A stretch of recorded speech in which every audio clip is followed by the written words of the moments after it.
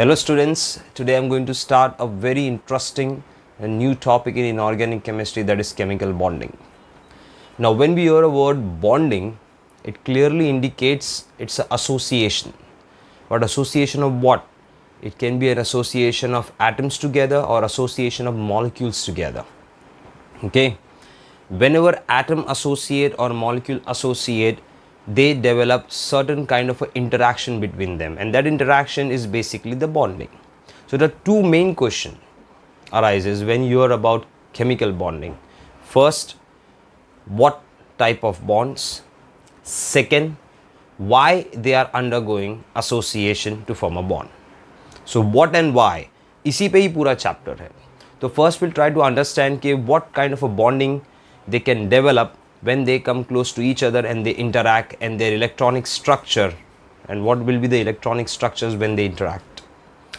So when two atom approaches and they associate together to form a bond, to form a particular molecule, that type of bond between two atoms is called as intramolecular bonding.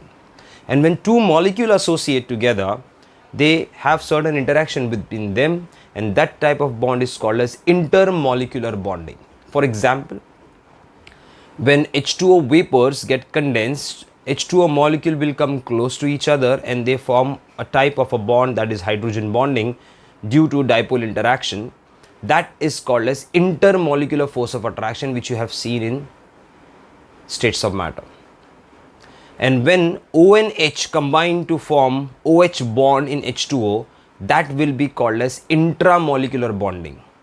And intramolecular bonding is much more stronger than intermolecular bonding. मतलब अगर मुझे ONH को break करना है तो 400 किलोजूल्स के ऊपर का हीट लगेगा for 1 mole of water. But अगर मुझे दो H2O को सेपरेट करना है, 1 मोल ऑफ वाटर को सेपरेट करना है, तो it requires 46 kilojoules of mole. So it clearly indicates that intramolecular bonding is much more stronger than intermolecular bonding. So today we are going to study about types of intramolecular bonding. Okay, so when we talk about bonding, तो bonding दो type की हो सकती है. One, it can be intra, that is between two atoms, intramolecular bonding, and second will be inter, which you have seen in states of matter, where a molecule AB is associating with the another molecule AB. So this kind of bonding is called as inter. Basically, intermolecular force of attractions are weak and intramolecular force of attractions are strong, and these are weak. And I hope you have heard this intermolecular force of attraction, like dipole force of attraction, ion dipole force of attraction, dipole induced dipole force of attraction. Then we have a dispersion forces, London forces, and then we have a hydrogen bonding. So all these type comes under the category of intermolecular force of attraction. But today we're going to study about intramolecular force of attraction, that is a force of attraction between two atoms in a molecule, which is very strong. And what are these type? They can be either covalent forces, they can be either ionic forces, they can be either metallic forces, or they can be either a three-dimensional covalent structures. So all these type of bonding are intermolecular force of attraction, intra, between two atoms. और हम लोग आज इन दोनों पे ज़्यादा focus करेंगे, ionic bond and covalent bond.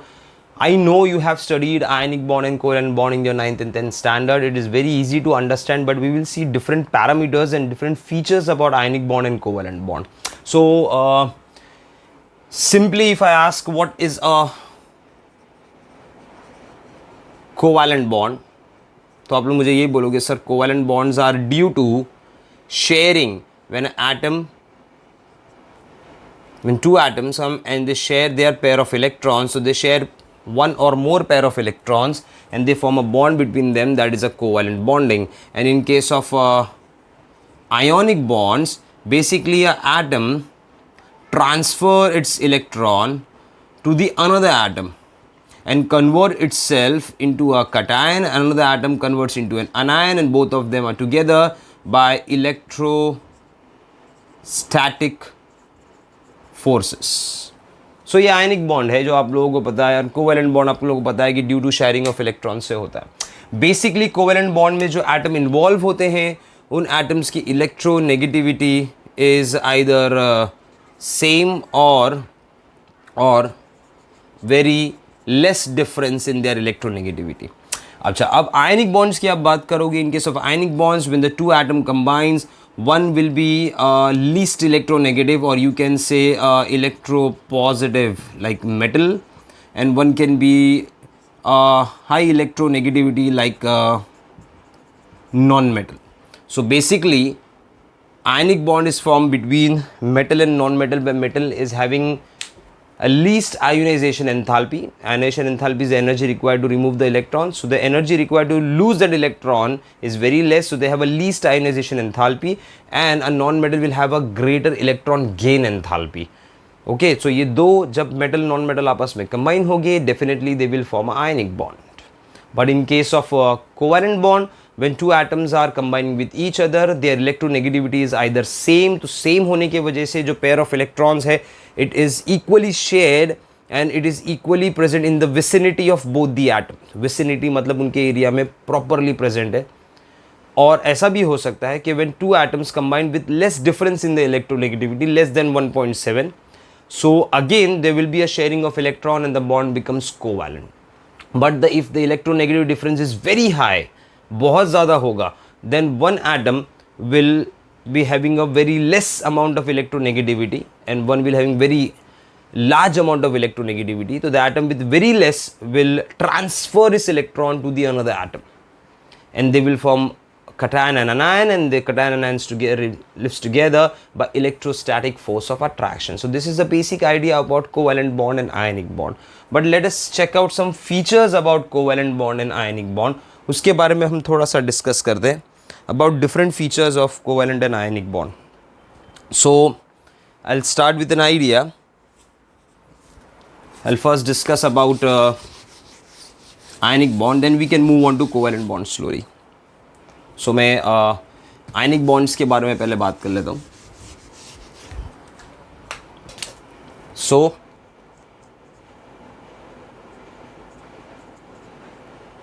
basically ionic bonds are formed between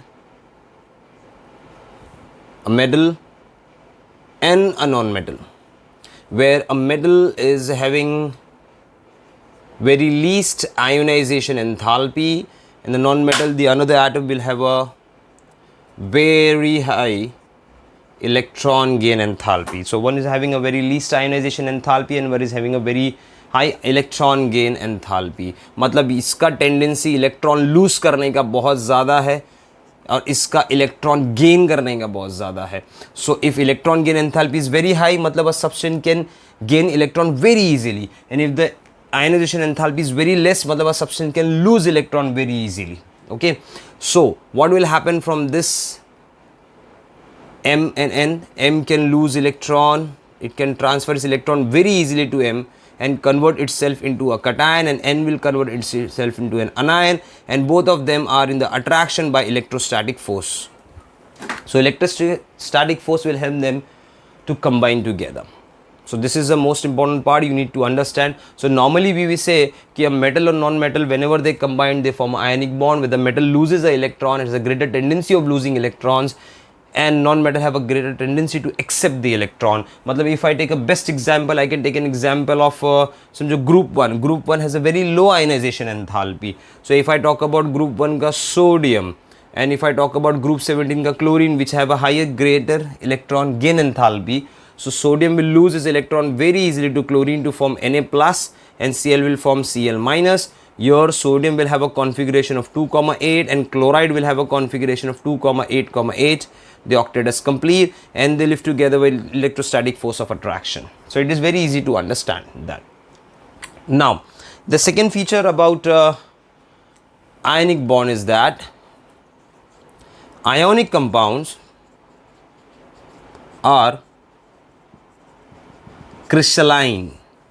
Now what is the meaning of crystalline? Crystalline means in an ionic compound which have cations and anions, already they have cation and anion in them. Crystalline means these cations and anions are arranged in a very properly ordered manner to form a large structure that is called as lattice structure. So crystalline compound, they have a definite arrangement of their particles. The particles are cation and anions. So we can say they have a definite arrangement of cations and anions to form a properly ordered structure which is called as lattice structure.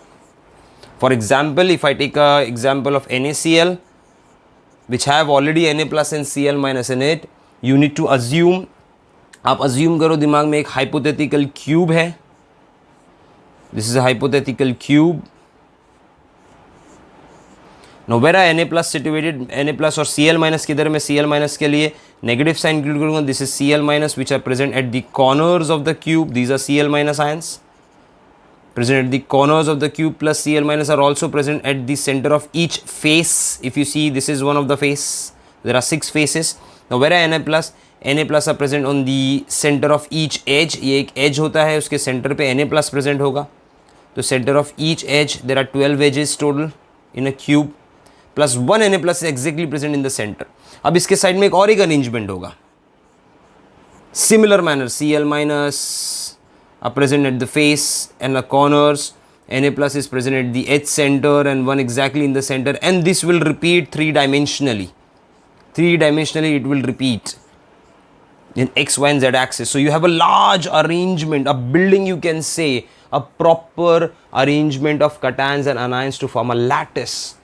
So that is why we say कि ionic compounds are crystalline, because crystalline का मतलब ये होता है कि definite arrangement of their particles, a proper arrangement of the particles to form a large structure called as lattice structure. और हर lattice में एक particular part जो होगा वो repeat होता रहेगा. If you see in NaCl lattice is the cubes which are repeating everywhere. So cubes. So these cubes, single cubes are called as unit cells. So if I say NaCl, so NaCl have a cuboidal lattice because its unit cell is cube in nature. So cube repeat होता जाएगा जिसमें Na plus Cl minus अपने आप को properly corner और center में arrange करते रहेंगे. So first thing, a very important thing you need to understand कि ionic compounds are crystalline. They have a definite arrangement. They have proper arrangement of their cations and anions. Now, the energy required to break 1 mole of a lattice into its gaseous cations and anions, 1 mole of lattice into gaseous cations and anions, that is called as delta LH, also lattice enthalpy. So what is lattice enthalpy? Lattice enthalpy is the energy required to break 1 mole of a lattice into its gaseous cation and anion.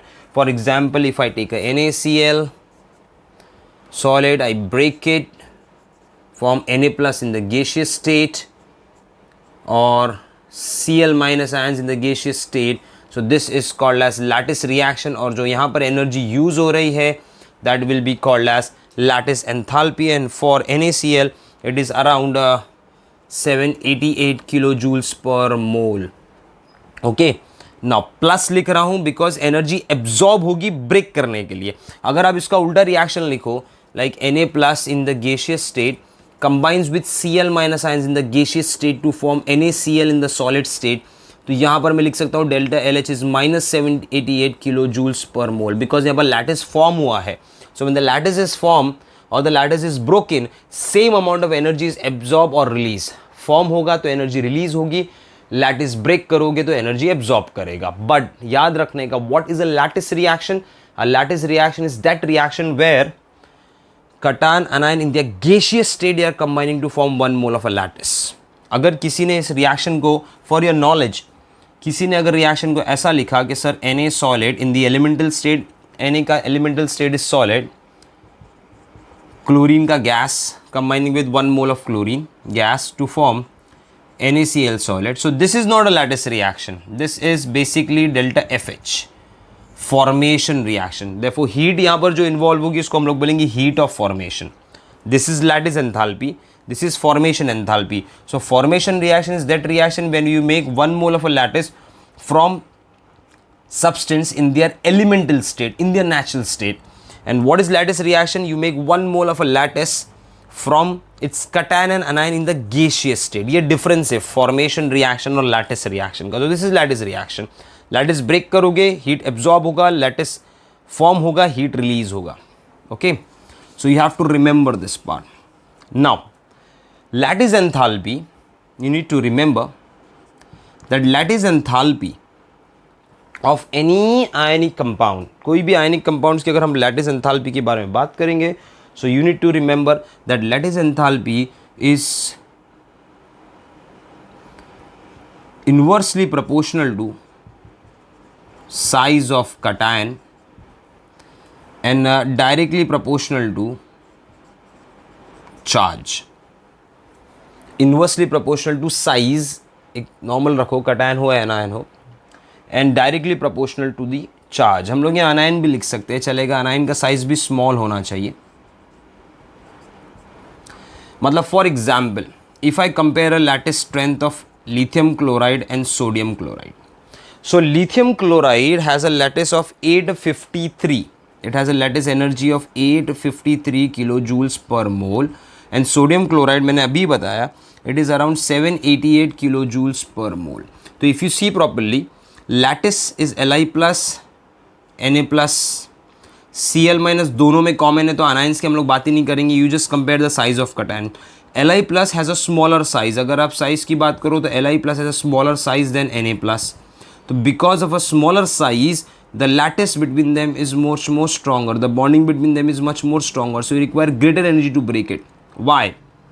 Because ये lattice किसका है? Ionic compounds का. Ionic compounds के बीच में कौन सा forces develop होते हैं? Electrostatic force of attraction. And we can say that force of attraction is directly proportional. If you remember, the electrostatic forces is directly proportional to Q1 Q2 upon R square. So Q1 Q2 are nothing but the charge. जितना ज़्यादा charge होगा या जितना कम distance होगा दो atoms के बीच में, उतना ज़्यादा इलेक्ट्रोस्टैटिक फोर्स ऑफ अट्रैक्शन. और जितना ज़्यादा इलेक्ट्रोस्टैटिक फोर्स ऑफ अट्रैक्शन होगा उतना उनको ब्रेक करने के लिए एनर्जी लगेगा. तो देयरफॉर LiCl के lattice energy is much more greater than NaCl. याद रखने का Q1 Q2 upon R square, way Q1 Q2 the charge, more the charge, smaller the size, greater is the lattice enthalpy. मतलब अगर मुझे समझो lattice enthalpy compare करना है AlCl3, okay, aluminium trichloride, then you have a magnesium dichloride, then you have a sodium chloride. See properly, your aluminum has a charge of +3, magnesium has a charge of +2, sodium has a charge of +1. But aluminum after reaching +3 it becomes 2,8. 3 electron loss किया, 13 इसका atomic number है, 3 loss हुआ तो 2 and 8, 10 electrons are left. Magnesium has an atomic number of 12, it will lose 2 electrons, so it will be 2,8. Sodium Na plus, it lose 1 electron, it will be 2,8. So all three of them will have 2 shells. सब में 2 shell ही है क्योंकि number of electrons are same. So these are isoelectronic species. They have same number of electrons.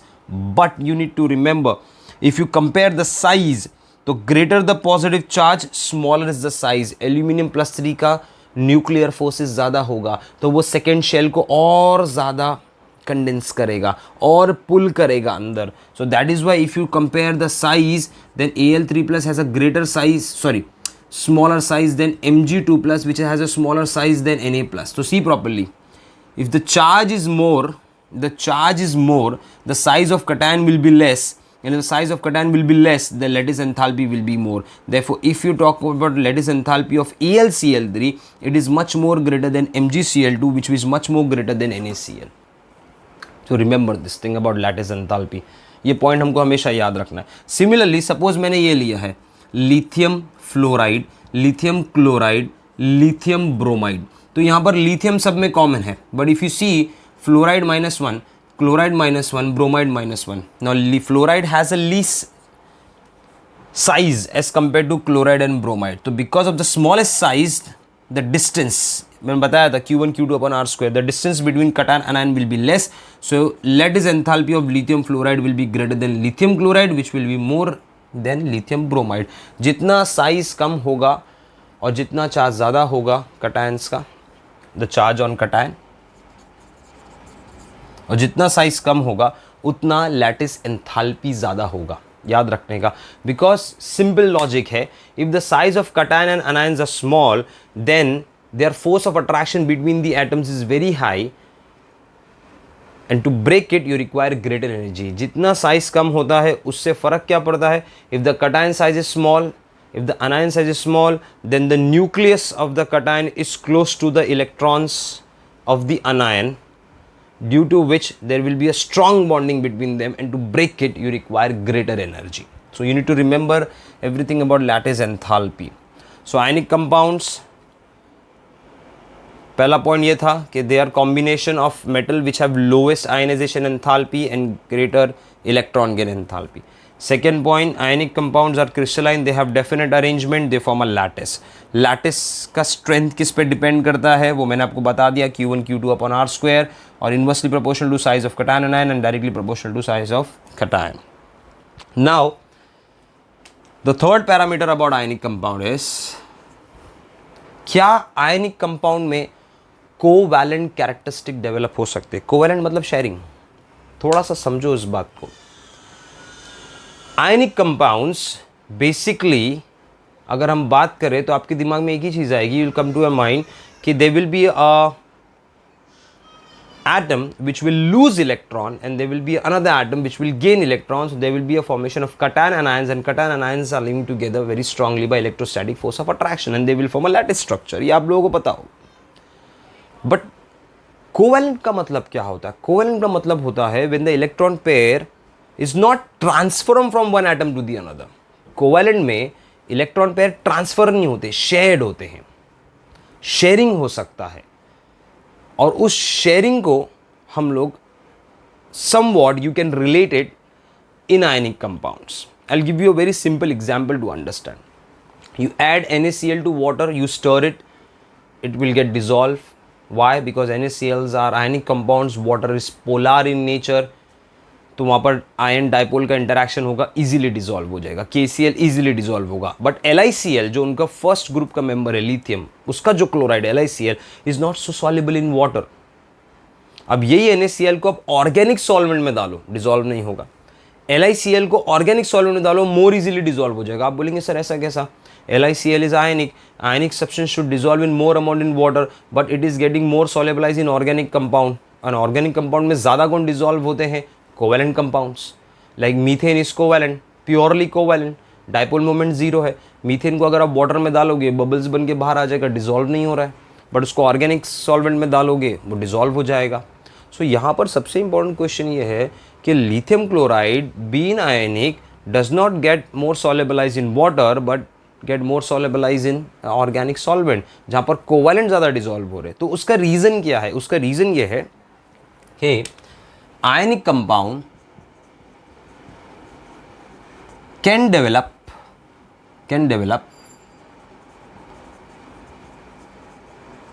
covalent characters. तो अब उसके लिए हमको क्या याद रखने का? एक शॉर्टकट याद रखने का, उसका रीजन भी मैं समझाऊंगा। Always remember, ionic character means greater ionic charges is directly proportional to size of cation and inversely proportional to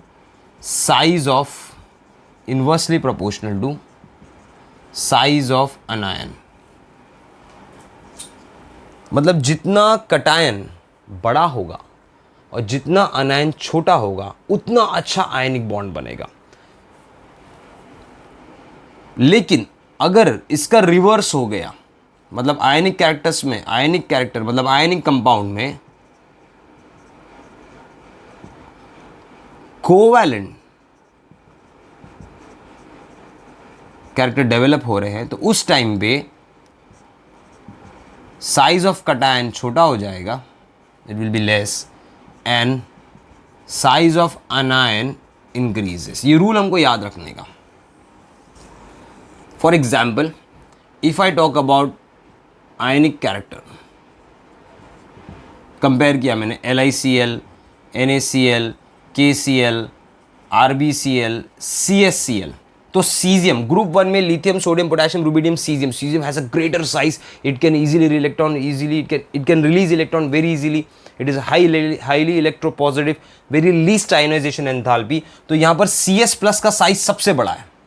इसके लिए CS प्लस का आयनिक कैरेक्टरिस्टिक RbCl से ज़्यादा होगा, RbCl का KCl, KCl का NaCl, और सबसे लीस्ट साइज किसका है? LiCl. And I'll tell you what, LiCl is not more soluble in water, it is more soluble in organic compound. तो इन सब को अगर कंपेयर करोगे तो LiCl के पास में सबसे ज़्यादा कोवैलेंट कैरेक्टरिस्टिक डेवलप हो गया. वो क्यों हुआ? रीज़न ये है, because of the covalent characteristic develop because of, ये वर्ड याद रखना, पोलराइजेशन. पहला रीजन ये, polarisation of anion by small cation. मतलब अगर मैं LiCl की बात करूं तो this is Li plus a smallest size and these are the Cl minus ions. ये उनके इलेक्ट्रॉन्स हो गए आउटर मोस्ट, बड़ा साइज होता है obviously, anion has greater size. तो since Li plus has the smallest size, its nucleus is very much close to the outer most electrons of the chloride. तो वो क्या करेगा? क्लोराइड के इलेक्ट्रॉन्स को पुल करेगा. ये क्लोराइड का न्यूक्लियस है. जब वो क्लोराइड के इलेक्ट्रॉन को पुल करेगा तो देखो ये आपका लिथियम हो गया स्मॉलेस्ट साइज Li प्लस. अब ये जो क्लोराइड है ना, जब इसके इलेक्ट्रॉन लिथियम पुल करेगा because of the smallest size, nucleus इतना नजदीक है कि इसके इलेक्ट्रॉन को पुल करेगा, जिसकी वजह से आपको क्लोराइड ऐसा दिखने लगेगा. ज़्यादा इलेक्ट्रॉनिक कॉन्सेंट्रेशन लिथियम की तरफ हो गया, न्यूक्लियस ए साइड है तो ज़्यादा इलेक्ट्रॉनिक कॉन्फ़िगरेशन Cl माइनस का देखो लिथियम की तरफ आ रहा है. इसका मतलब एक साइड पे क्लोराइड के अंदर ही, inside that chloride, one side there is more electronic concentration because of pulling of Li plus, and another side there will be a positive charge. तो अब Cl minus ही polarize हो गया. So because of this polarization of chloride, the electrons of the chloride is little bit shifting towards more Li plus and looking like a covalent nature. covalent में कैसा होता है? Sharing. तो covalent जैसा दिख रहा है. इसके लिए ये पानी में easily separate नहीं हो पा रहा है. ओके, तो this is called as polarisation of anions. तो कटायंस अगर छोटा होगा, if the cations are smaller, they will polarise a anion. Anion को ही पोलराइज कर देगा, उसमें ही दो पोल क्रिएट कर देगा, negative and positive. And because of this electron little bit shifting in the area of Li plus, it is having little bit of covalent characteristic. Because ionic में क्या होता है, पूरा इलेक्ट्रॉन कटायन से अनायन पे जाना चाहिए. अब अनायन से कुछ आना नहीं चाहिए कटायन पे, तो वो ज़्यादा आयनिक होगा. अब इसी को आप कंपेयर करो Na प्लस, तो Na प्लस का साइज थोड़ा बड़ा होता है. ये आपका वही Cl माइनस आयंस हो गया. The nucleus of Na plus is little bit far away from the outermost shell, तो वो इसको इतना ज़्यादा अट्रैक्ट नहीं कर पाएगा as compare to what Li plus. So that is why as you move down the group of group 1, K plus ले लो, Rb प्लस ले लो, Cs प्लस ले लो, जितना कटायन का साइज बढ़ेगा उतना अनायन पोलराइज नहीं होगा और ionic characteristic will be maximum. तो फर्स्ट रीज़न याद रखने का, because of polarisation of anion by small cation, covalent characteristic develops. ये एक बात हो गई. दूसरी और एक बात है जो मतलब आप समझ गए होंगे कि अगर कोवैलेंट कंपाउंड, अगर आयनिक कंपाउंड्स में कोवैलेंट कैरेक्टरिस्टिक डेवलप हो रही है, इसका मतलब कटायनिक साइज इज स्मॉल. सो अगर मैं अगर ये कंपेयर कर दूं आपको LiCl NaCl, तो आप बोलेंगे sir LiCl is having less ionic characteristic as compared to NaCl KCl.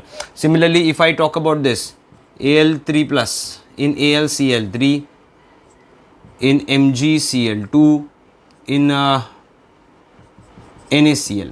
अच्छा, यहाँ पर Al+3 है, Mg+2 है, Na+1 है. अगेन मैं वही बात कर रहा हूँ कि here also in this case, if you see properly, Al+3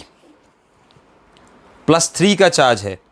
it is having a smallest size as compare to Mg+2 जो हम लोग ने लास्ट टाइम देखा था. तो यहाँ पर अगर मैं साइज की बात करूँगा, so Al+3 has a smaller size as compare to Mg+2, smaller size than Na+. तो अब मैं आपसे पूछूंगा इसमें ज़्यादा आयनिक कौन है, तो आपको याद रखना पड़ेगा जिसका साइज कटायन का बड़ा वो ज़्यादा आयनिक है. तो दिस इज़ मोर आयनिक. और सबसे लीस्ट आयनिक कौन हो गया इन तीनों में से? Al+3, AlCl3, because it is having a smallest size. So अगर कटायन का साइज डिक्रीज होता है, पोलराइजेशन ऑफ अनायन होगा, कोवैलेंट कैरेक्टरिस्टिक बढ़ेगा. लेकिन if the cation is big, anion is small, no polarisation of anions, ionic characteristic will maximum. मतलब अगर सबसे अच्छा आयनिक बॉन्ड बनाना है मुझे तो मैं लूंगा ग्रुप 1 का CS+, which has a greater size, because as you move left to right of the periodic table the size decreases and top to bottom size increases. तो मैं CS+ लूंगा which is having greater electropositivity, least ionisation enthalpy, और मैं table में से fluorine उठा लूंगा which is smallest size greater electronegativity. इनको कंबाइन करूंगा तो सबसे स्ट्रॉन्ग आयनिक कंपाउंड बनेगा which is having greater ionic characteristics. So ionic characteristic के लिए cation size should be more, अनायन should be small. अगर रिवर्स हुआ तो उसमें कोवैलेंट कैरेक्टरिस्टिक डेवलप हो गए, ये यूज करने का। सेकेंड रीजन है there are some elements which have d electrons. आपको याद होगा d electrons provide poor shielding. For example CuCl ले लिया मैंने, जिसमें Cu+Cl-1 है। वैसे CuCl पानी में इतना स्टेबल नहीं होता, वो डिसप्रपोर्शनेट होकर +2 या 0 में बन जाता है। और मैं कंपेयर करता हूँ उसको NaCl से, +1 NaCl में, विच इज़ मोर आयनिक। तो now Cu+ has a configuration, Cu+ has a configuration of, बराबर देखना, Cu+ का कॉन्फिगरेशन होता है आर्गन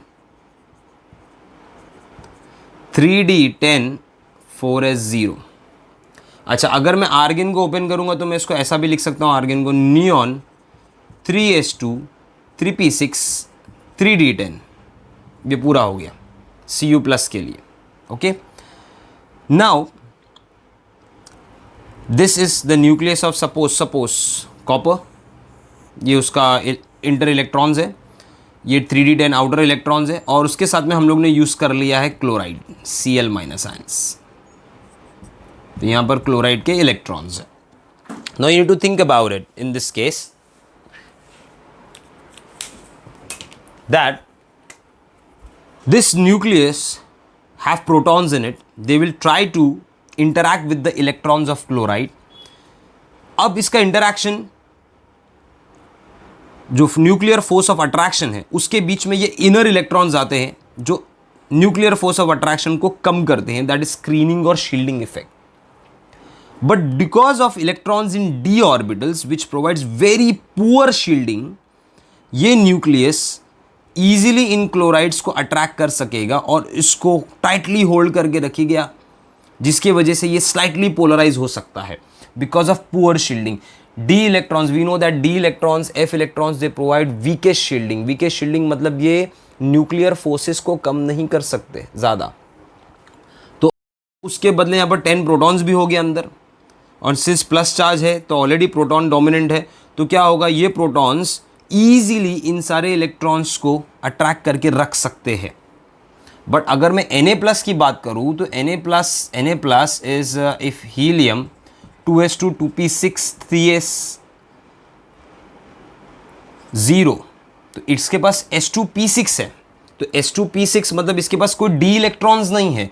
सो इसके पास अगर D इलेक्ट्रॉन्स नहीं है तो यहाँ पर न्यूक्लियर पुल, अगर ये न्यूक्लियस है और ये इसके इलेक्ट्रॉन्स है कि यहाँ पर हीलियम के 2 इलेक्ट्रॉन्स, हीलियम 2s2 2p6, सो ये जितने भी इलेक्ट्रॉन्स है और बाहर क्लोराइड आ गया, तो ये सारे इलेक्ट्रॉन्स अंदर के न्यूक्लियस के प्रोटॉन्स को, न्यूक्लियर फोर्सेस को शील्ड कर रहे हैं, तो वो इतना ज़्यादा इन पे अट्रैक्शन नहीं डाल सकता।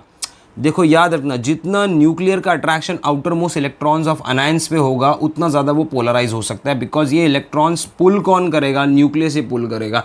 But because of presence of d electrons, the nuclear pull, the nuclear attraction on the outer electron of chloride will be more as compared to the nuclear attraction of sodium, because this d electron provides poor shielding। तो जिस ionic compound में metal के पास d electrons होते हैं वो poor shielding provide करते हैं, उसके वजह से उनका न्यूक्लियस का attraction to the outermost electron of the anions will be stronger as compare to those ionic compounds with the cations do not have d।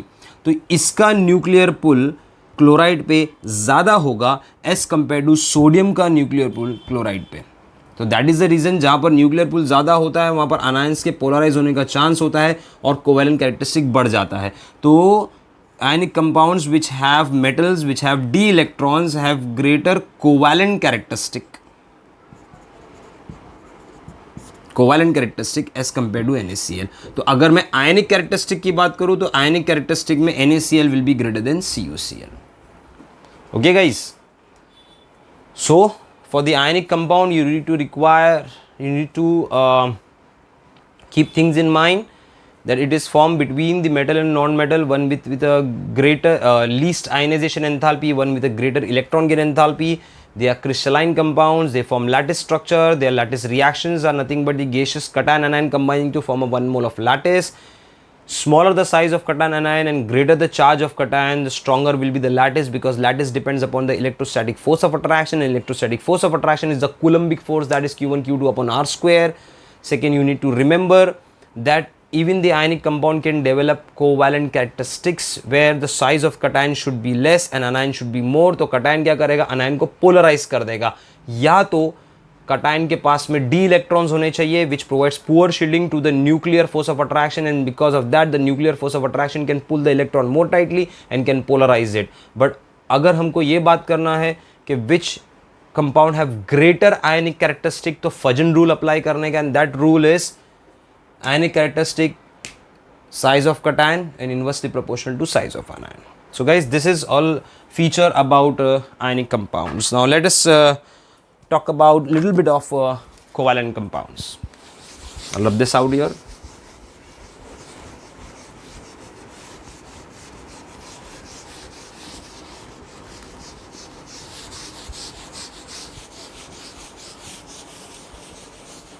Now we know that covalent compounds are formed between two atoms which have same electronegativity or very less electronegative difference. या electronegative difference उनका थोड़ा कम होना चाहिए. थोड़ा ज़्यादा अगर electronegative difference हुआ तो वो polar भी हो सकते हैं. They can develop a partial ionic characteristics. So let us talk about features with respect to covalent compounds. Okay.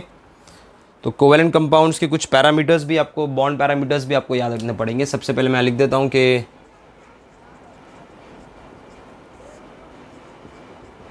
Covalent bonds, sharing of pair of electrons, that is a covalent bond where these two elements have a same electronegativity और less difference between them. Okay, जिसकी वजह से वो थोड़े polar हो सकते हैं. Second thing you need to remember कि there is one more type of covalent bond that is called as coordinate covalent bond. ये कैसा फॉर्म होता है? It's a special type of covalent bond where, अब normal covalent bond में क्या होता है, one electron is shared. One electron, मैं देखो ऐसा बता सकता हूँ, ए का एक इलेक्ट्रॉन डॉट से और बी का क्रॉस से, they are sharing this pair of electrons. But coordinate covalent bond में क्या होता है कि one atom donates the entire pair of electron and another atom share it. मतलब ये पूरे पेयर ऑफ इलेक्ट्रॉन किसी एक एटम से आ रहे हैं और दो के बीच में शेयर हो रहे हैं. इसको हम लोग बोलते हैं कोऑर्डिनेट कोवेलेंट बॉन्ड. मतलब एक एटम ने कोऑर्डिनेट किया और अपने दोनों इलेक्ट्रॉन्स शेयर किए हैं दो एटम्स के बीच में. इसके लिए हम लोग को इस बॉन्ड को we can write in this manner, A with the arrow B. For example, अगर मैं बात कर रहा हूँ अमोनिया की, ammonia has lone pair on it. इस पर अगर H+ अट्रैक्ट करेगा, सो ये पूरा अमोनिया अपने दोनों लोन पेयर H+ को दे देगा, प्रोटॉन्स को, to form NH3, a coordinate bond H, which result in to the formation of NH4+ ammonium ions. जो अमोनिया को वाटर में आप डिजॉल्व करते हो तो it forms ammonium hydroxide where it gives ammonium ions. So this is a example of coordinate covalent bond where arrow indicates that electrons are coming, both the electrons are contributed by nitrogen, और जिसकी तरफ वो arrow जा रहा है तो that will be acceptor atom, जो उस इलेक्ट्रॉन पेयर को नाइट्रोजन के साथ में शेयर कर रहा है. Okay, so this is a basic idea of coordinate covalent bond. Now we need to remember certain bond parameters of covalent bond. The first thing is bond enthalpy. What is bond enthalpy? It's the amount of energy required to break one mole of a bond in the gaseous state. That is called as bond enthalpy. It is also represented as delta AH. इसको heat of atomization भी बोल सकते हैं. अगर सिर्फ अपने diatomic molecules लिया है, फॉर एग्जाम्पल H2 हाइड्रोजन, इसको आप ब्रेक कर दोगे, you break it, okay, it requires certain energy, that energy is around 435 delta AH, 435.8 kilo joules per mole, मतलब 1 मोल ऑफ हाइड्रोजन को ब्रेक करने के लिए इतना एनर्जी हमको चाहिए। अब जब हाइड्रोजन ब्रेक होगा वो अपने एटॉमिक स्टेट में जाएगा, होमोलिसिस होगा, so that is bond enthalpy, your it is called as heat of atomisation, क्योंकि आपने उसको एटम में ब्रेक कर दिया है, सिंपल है, क्लियर है, you need to remember this. Second, sometime the molecule can be more than 2 atoms, for example water. अब वाटर की बात करोगे तो यहाँ 3 एटम है, 2 हाइड्रोजन 1 ऑक्सीजन, तो यहाँ पर 2 बॉन्ड्स है जो आपको ब्रेक करने हैं, ठीक है। तो जब आप इसका हीट लिखते हो, total breaking of water, you don't write it for a single bond. उसका रीजन क्या है, when you break 1 mole of a OH bond, this OH bond जब आप इसको ब्रेक करते हो, it requires around 427 kilo joules of energy. Suppose इसको 427 kilo joules energy लग रहा है, तो दूसरे बॉन्ड को जब आप ब्रेक करोगे तो सेम एनर्जी नहीं लगेगा, it is 502 kilo joules per energy. So therefore when you write down bond enthalpy of water, you don't write 427 and 502, you write 427 plus 502 upon 2, मतलब you take a mean value for this bond enthalpy, that comes to around 464.5 kilojoules per mole. So this is the bond enthalpy of water, and this is bond enthalpy of hydrogen, which is also called as heat of atomization, क्योंकि आपने एक diatomic molecule को break करके atoms में convert कर दिया, but this is not diatomic molecule, so triatomic molecule, so you break 2 bonds, दोनों bond की एनर्जी सेम नहीं होने वाली, इसके लिए you take a mean value. So if I ask you what is a bond dissociation energy और what is a bond enthalpy for H2O, you will say sir 464.5, that is the mean value of the molecules, okay. Third, you need to remember something called as bond order. Bond order का मतलब होता है number of bonds between 2 atoms, and as bond order increases, bond enthalpy also increases. For example, अगर मुझे break करना है O2, तो O2 क्या होता है, O डबल बॉन्ड O, इसको ब्रेक करना है मुझे, तो यहां पर ऑक्सीजन का बॉन्ड ऑर्डर कितना है 2, बिकॉज वो डबल बॉन्ड बना रहे हैं। So if I want to break this O2 molecule, I require certain energy in it, okay, यहां पर कुछ ना कुछ एनर्जी लगेगा इस O2 बॉन्ड को ब्रेक करने के लिए। सिमिलरली अगर मैं ब्रेक कर रहा हूं N2 मॉलिक्यूल्स, तो N is N triple bond N, एक नाइट्रोजन दूसरे नाइट्रोजन ट्रिपल बॉन्ड से अटैच है, तो इनको ब्रेक करना है। तो now this time O2 has a double bond, ठीक है, this has a triple bond. So if you see triple bond अगर मुझे ब्रेक करना है तो मुझे 3 बॉन्ड एक साथ ब्रेक करने होंगे, और यहां पर मुझे 2 बॉन्ड एक साथ ब्रेक करने हैं। तो yeah in this case bond enthalpy of N2 will be much more greater than O2. Why? Because you need to break 3 bonds together. तो जितना bond order बनता है उतना ज़्यादा bond enthalpy बढ़ता है. You have to remember in this. Okay? Plus one more thing, जितना bond order बढ़ेगा उतना bond length डिक्रीज होगा, बिकॉज 2 एटम नजदीक आएंगे, जितना ज्यादा बॉन्ड बनोगे उतने एटम नजदीक आएंगे. एंड बॉन्ड लेंथ का मतलब क्या होता है? Bond length means the inter nuclear distance, the distance between 2 nucleus.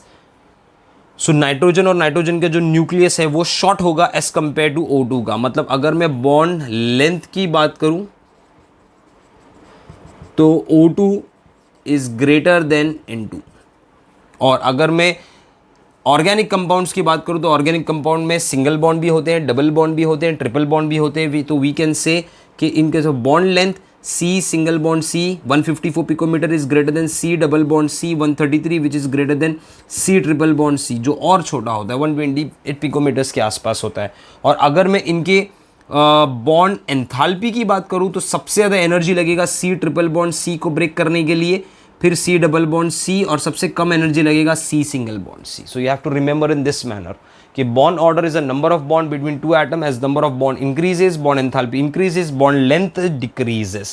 A very simple idea to remember this relationship. Now थोड़ी देर पहले मैंने आपको ये बताया था कि ionic compound can develop covalent characteristics. Similarly, covalent compound can also develop ionic characteristics अगर उनका इलेक्ट्रोनेगेटिविटी डिफरेंस 1.7 से ज़्यादा होता है. मतलब for example,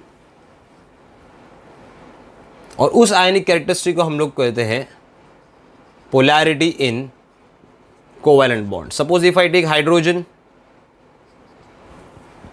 molecule. So there are two electrons are shared between hydrogen. Both the hydrogen have same electronegativity. तो ये electron ना इस हाइड्रोजन की तरफ जाएगा ना इस हाइड्रोजन की तरफ जाएगा. मतलब the bond is intact. There will be no charges, partial charges develop. Therefore we say कि this is basically a non-polar bond. But if I combine this hydrogen with a chlorine, again there will be a covalent bond. What will happen? The chlorine has greater electronegativity than hydrogen, so it will try to pull the electron towards itself, due to which chlorine will have a partial negative charge and hydrogen will have a partial positive charge. क्यों इस पे negative charge आया? Because electron अब ज़्यादा chloride की vicinity पे है. मतलब अगर ये हाइड्रोजन है, if this is an hydrogen and if this is a chloride, और अगर ये क्लोराइड है, मतलब अगर मुझे इनका स्ट्रक्चर वैसा बताना है तो देखो ये बॉन्ड तो बन गया है, दिस इज क्लोराइड, ये प्लस यहाँ पर है, इसका न्यूक्लियस है. But what happen, the electrons more are concentrated in the area of chloride. ज़्यादा क्लोराइड की एरिया में कॉन्सेंट्रेट हो रहे हैं क्लोरीन की. वाई? बिकॉज क्लोरीन का न्यूक्लियस उनको पुल कर रहा है, due to which it will develop a partial negative charge and it will have a partial positive charge. Partial charges का मतलब ये है कि ये इलेक्ट्रॉन पेयर जो शिफ्ट हुआ है क्लोराइड की विसिनिटी में, ट्रांसफर नहीं हुआ है, शिफ्ट हुआ है. फिर जब आप HCl को वाटर में डालोगे, water will break it to form H plus and Cl minus, with the electron is permanently transferred to chloride. That is different thing. But HCl का नेचुरल स्टेट गैस है. In that state this electron pair is not transferred to more electronegative atom, it just shift in more electronegative atom and the bond becomes polar. तो इस bond को हम लोग बोलते हैं polar bonds.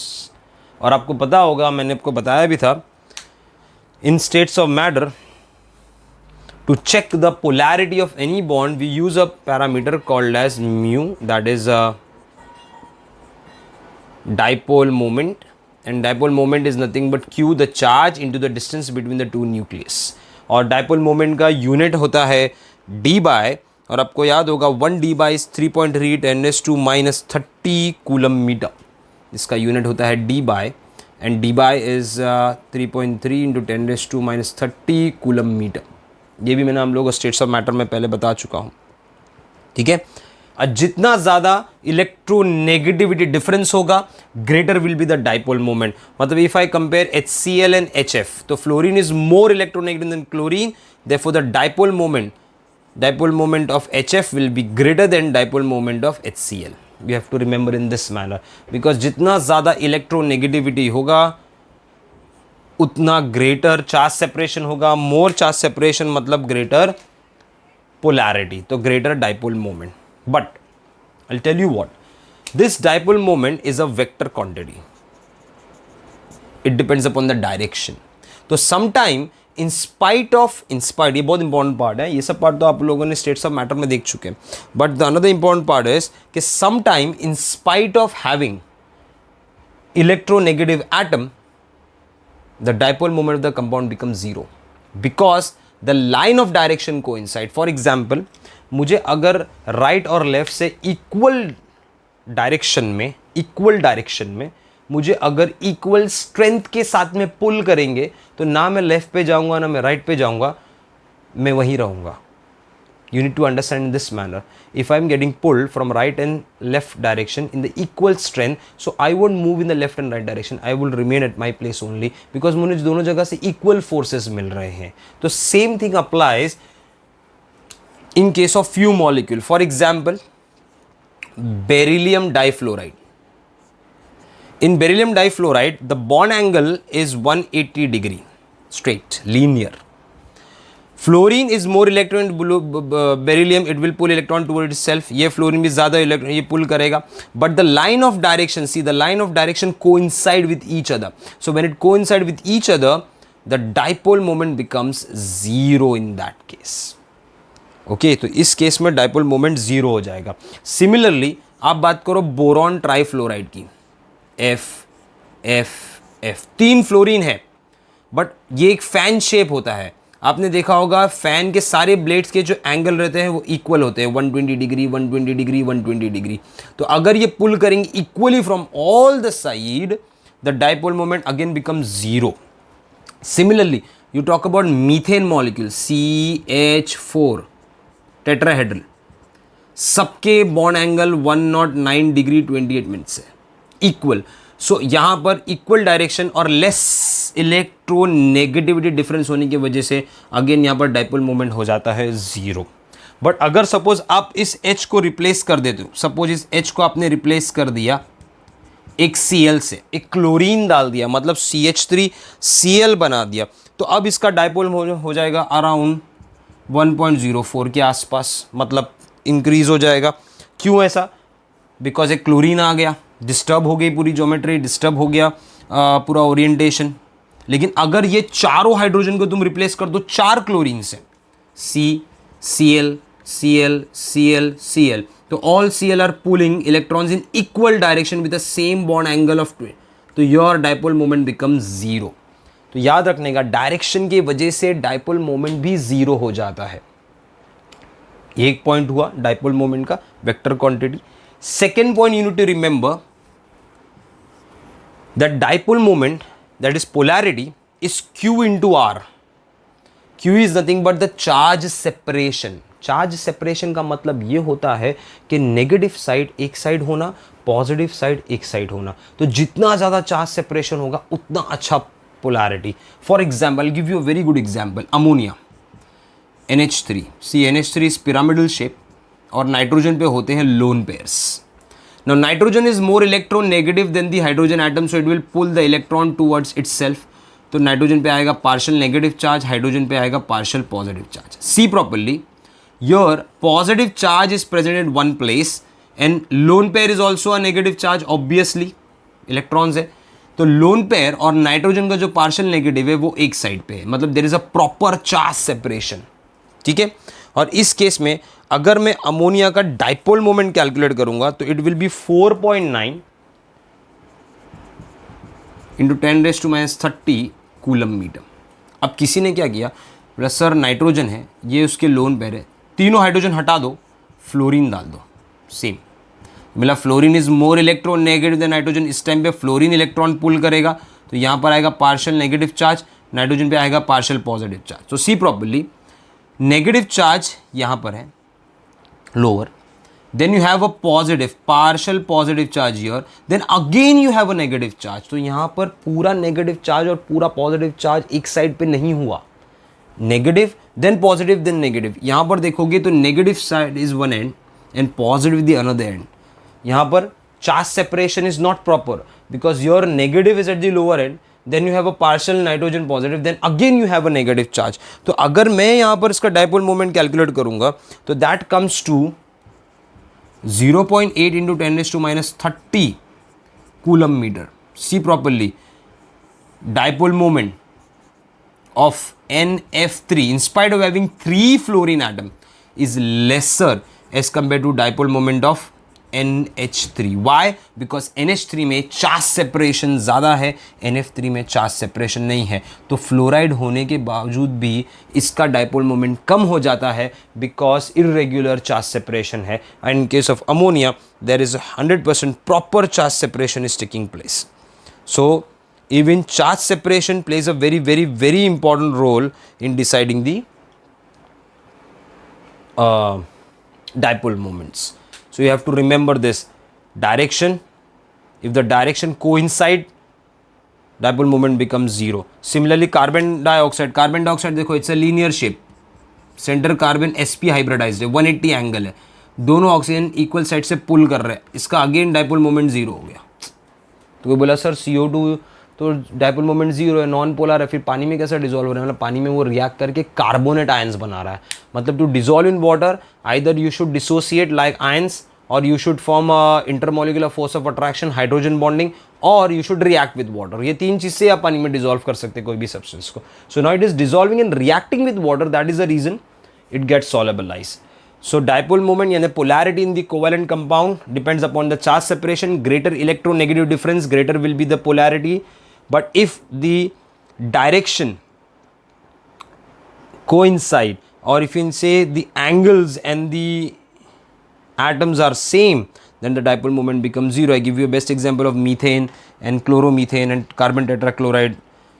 Plus second reason है charge separation. If the charge separation is proper, then the dipole moment will be more in spite of having greater electronegative atom. So this is all about ionic bonds and covalent bonds. So मैंने यहाँ पर first question finish किया, what type of bonding. अब next lecture में we will study why bonding take place. So we have different theories which are explaining about bonding: valence bond theory, octet rule, hybridization, molecular orbital theory. So we will go in detail with those theories and try to understand why bond formation take place and how they have been formed. Okay guys, till then take care, bye.